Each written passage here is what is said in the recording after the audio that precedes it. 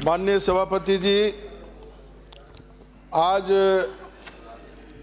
मांग संख्या 41 और 42 पे आपने मुझे बोलने का मौका दिया, आपका आभारी हूं। पानी की जो समस्या है, पानी पे जो चर्चा है, मैं समझता हूं कि जितनी भी अनुदान की मांगे हैं उन सब पे महत्वपूर्ण चर्चा आज हो रही है और इस चर्चा का कोई सार्थक परिणाम निकलेगा ऐसी मुझे आशा है।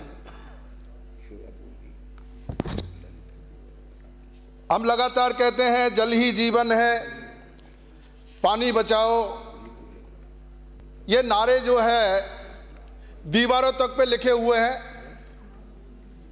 बिजली बचाओ, सबको पढ़ाओ, जिस तरीके के नारे ये दीवारों पे लिखे हुए हैं उसी तरीके का ये जो नारा है पानी बचाओ का, उसको हम लोगों ने बहुत हल्के में लिया और पानी का जिस तरीके का दोहन हो रहा है, पानी का उपयोग बढ़ रहा है, उसके अनुपात में हम लोगों ने जल का जो संरक्षण करना था वो जल का संरक्षण नहीं हुआ।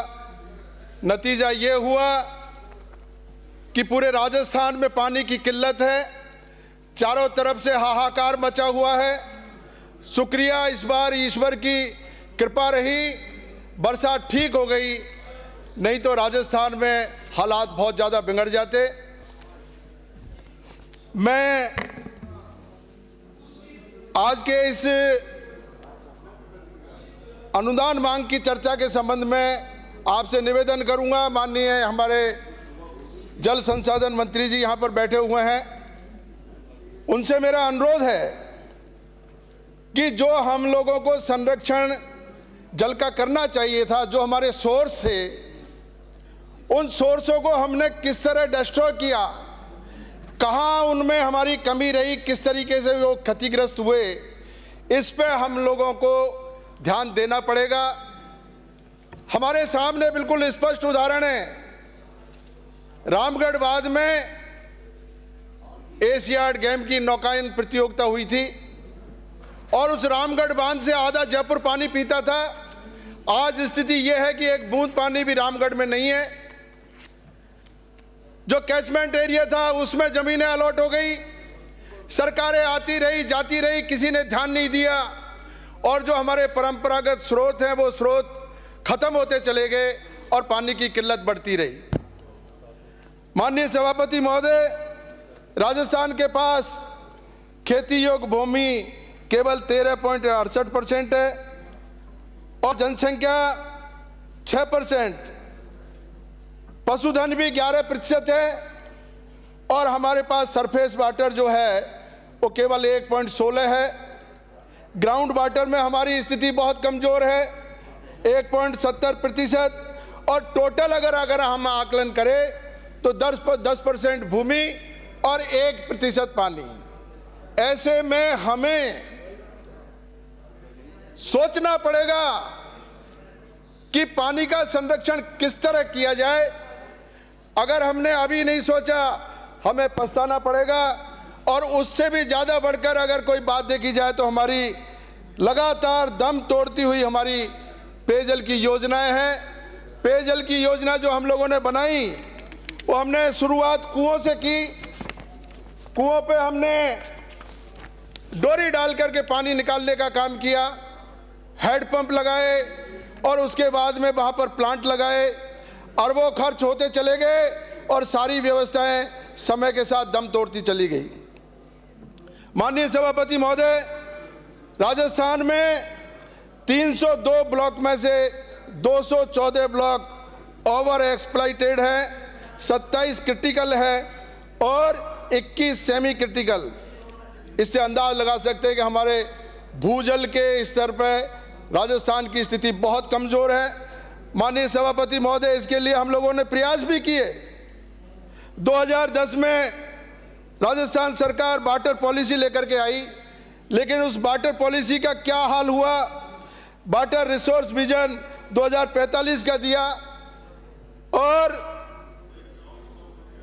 हमारे जो पूर्व माननीय मुख्यमंत्री थी वसुंधरा जी राजे, उन्होंने मुख्यमंत्री जल स्वावलंबन कार्यक्रम राजस्थान में लागू किया कि जिस तरीके से 4 वाटर कॉन्सेप्ट लेकर के वो आई और किस आधार पर ये योजनाएं बनी, डिजाइन कहीं की, खसरा नंबर कहीं का और भुगतान कहीं का हो गया।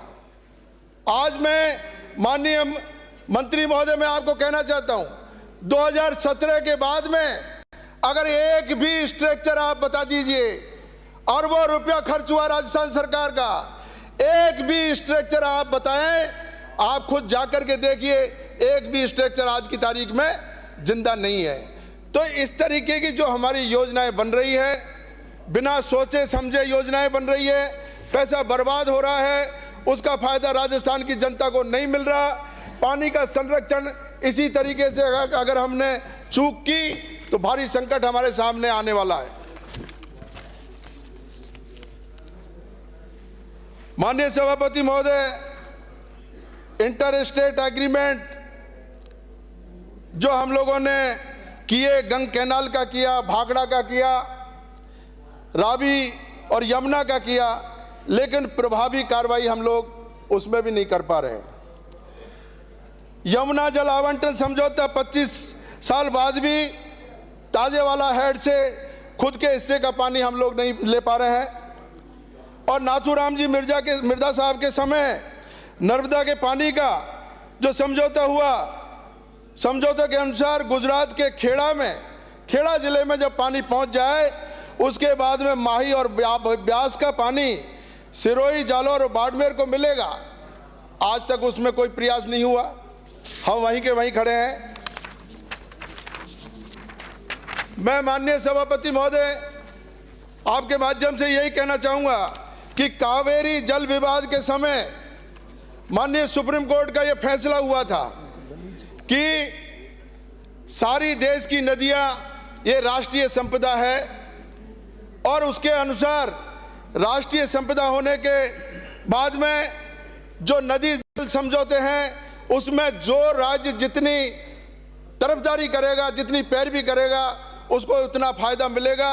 राजस्थान इस स्तर पर भी पिछड़ गया और जिसके कारण इंडस बेसिन ट्रीटी हुई, वो प्रदेश अगर कोई था तो वो राजस्थान था, जिसके कारण हमको सतलज, रावी और ब्यास नदी का पानी मिला।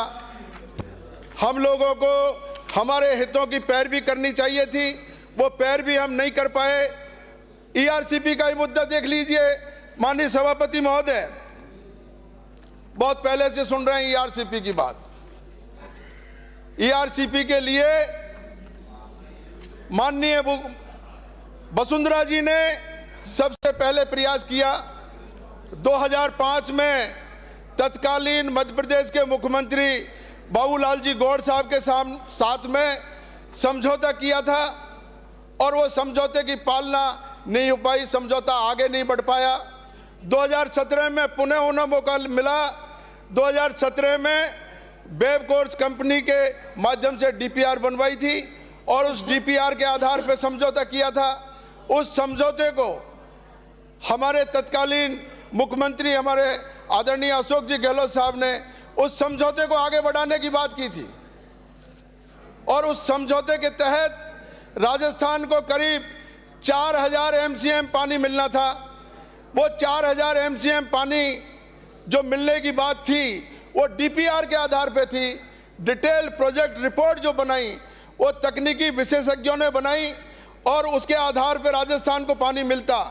अब जो ईआरसीपी की बात चली, सरकार बदलते ही हमारे आदरणीय मुख्यमंत्री भजनलाल जी ने मध्य प्रदेश के साथ में, मध्य प्रदेश के मुख्यमंत्री के साथ में एक नया समझौता किया है और उस समझौते का अगर मैं आपके सामने उसकी डिटेल अगर आपको बताऊं तो ये 2022 में जो समझौता हुआ, उस समझौते में केंद्र सरकार के हमारे तत्कालीन जो मंत्री गजेंद्र सिंह जी के साथ में 1775 एमसीएम पानी अवेलेबल एट 75% डिपेंडेबिलिटी। तो 75% डिपेंडेबिलिटी पे अगर हम लोग ये समझौता करते हैं तो केवल 1775 MCM पानी मिलता है। अब मुख्यमंत्री जी कह रहे हैं कि हमने एग्रीमेंट किया है, नया एग्रीमेंट किया, नए एग्रीमेंट के आधार पे करीब 4000 MCM पानी मिलेगा। ये सब काल्पनिक बात है। हम लोगों ने पिछली जो सत्र में ये मांग की थी कि आपने जो समझौता किया है, जो MOU किया है, MOU की कॉपी आप सदन में रखें, लेकिन MOU की कॉपी आज तक नहीं दी। और MOA जो किया है वो एग्रीमेंट की कॉपी भी आप नहीं बता रहे हो। अब 4000 बता दीजिए, 4500 बता दीजिए। हमारे पास जब तक ये रिकॉर्ड नहीं आएगा, राजस्थान की जनता भरोसा नहीं कर सकती। हम तो ये चाहते हैं कि जो वसुंधरा जी की DPR थी, उस DPR से ज़्यादा अगर राजस्थान में अगर आप पानी लाते हो, हम आपका स्वागत करेंगे, हम आपका सम्मान करेंगे। लेकिन अगर आपने उस DPR से कम पानी अगर लेकर के आए तो राजस्थान की जनता आपको माफ़ नहीं करेगी। और इसी के साथ मेरा दूसरा निवेदन ये है, हमारे माननीय जो है कन्हैयालाल जी चौधरी साहब बैठे हुए हैं। कन्हैयालाल जी चौधरी साहब के सामने मैंने रखा था कि चंबल गंगापुर नांदोती पेयजल योजना जो एक महत्वपूर्ण पेयजल योजना थी, आप ही के समय 2005 में वो स्टार्ट हुई और SPML कंपनी को उसका ठेका दिया था। 148 MLD पानी का प्रोडक्शन करके गंगापुर, सवाई माधोपुर और नांदोती के क्षेत्र को पानी मिलना था। मुझे आज दुख है इस बात का कि 2005 की स्कीम 2025 में भी पूरी नहीं हुई। बार बार विधानसभा में प्रश्न लगाने के बाद में, बार बार आपके सामने अनुरोध करने के बाद में, आपकी कार्रवाई के बाद में भी एक ऐसी कंपनी जिसने कांग्रेस सरकार के रहते हुए और बीजेपी की सरकार रहते हुए ये सबको धोखा दे करके, चकमा दे करके और हमारे गंगापुर, सवाई माधोपुर और नांदोती के लोगों को धोखा देने का काम किया है। मैं मंत्री जी से अनुरोध करूंगा, ऐसे व्यक्ति के खिलाफ, ऐसी कंपनी के खिलाफ आपको कार्रवाई करनी चाहिए। आपने मुझे आश्वस्त किया था कि इसमें 1 महीने के अंदर अंदर हम कार्रवाई करेंगे। आज 1 महीने छोड़ करके 8 महीने निकल गए माननीय मंत्री जी, उसमें कार्रवाई नहीं हुई। गंगापुर को केवल 3 MLD पानी मिल रहा है। और उसकी दूसरी, उसी के साथ दूसरी मैं आपसे ये निवेदन करूंगा, हमारे एक पांचना बांध है, माननीय सभापति महोदय, पांचना बांध 2150 MCFT का है और पूर्वी राजस्थान में मिट्टी से बना हुआ सबसे बड़ा बांध है। लेकिन आप ही की सरकार में, तत्कालीन वसुंधरा जी की सरकार 2006 में, आपने इस तरह का उसमें ताला लगाया है, लगातार बांध भरा हुआ है और 40,000 बीघा के जो किसान हैं वो किसान लगातार मांग कर रहे हैं, लेकिन वो बांध का ताला नहीं खुल रहा है। क्या वजह है जो बांध की तरफ आप जो है कोई ध्यान नहीं दे रहे? जो कमांड एरिया है, कमांड एरिया के किसान लगातार मांग करने के बाद में भी उनको पानी नहीं मिल रहा है। हम लोगों ने मानवाधिकार आयोग में लगाया, हाई कोर्ट में लगाया, उसके बावजूद भी कार्रवाई नहीं हो रही है। हाई कोर्ट से भी आपको निर्देश है माननीय मंत्री महोदय। इसलिए मेरा आपसे अनुरोध है कि पांचना बांध, ये जो झगड़े की जड़ आपने खड़ी की है, तत्कालीन भाजपा सरकार ने की है, उस समय जो मुख्यमंत्री जी थी वसुंधरा जी, उन्होंने की है। ये किस तरीके का ताला लगाया है? ये ताले की चाबी मिल नहीं रही है। ये ताले की चाबी ढूंढो और पांचना बांध को जल्दी से जल्दी खुलवाओ। अगर पांचना बांध अगर नहीं खुला तो वहाँ की जनता, वहाँ का किसान जो बर्बाद हो गया है, अपने फसल के और अपने खेती के, अपनी जमीन के मुआवजे के लिए हाई कोर्ट में जा रहा है, अनुरोध कर रहा है। और आपसे भी अनुरोध कर रहे हैं कि इसमें जल्दी से जल्दी, जितना जल्दी हो जाए, पांचने का पेच आपको सुलझाना चाहिए।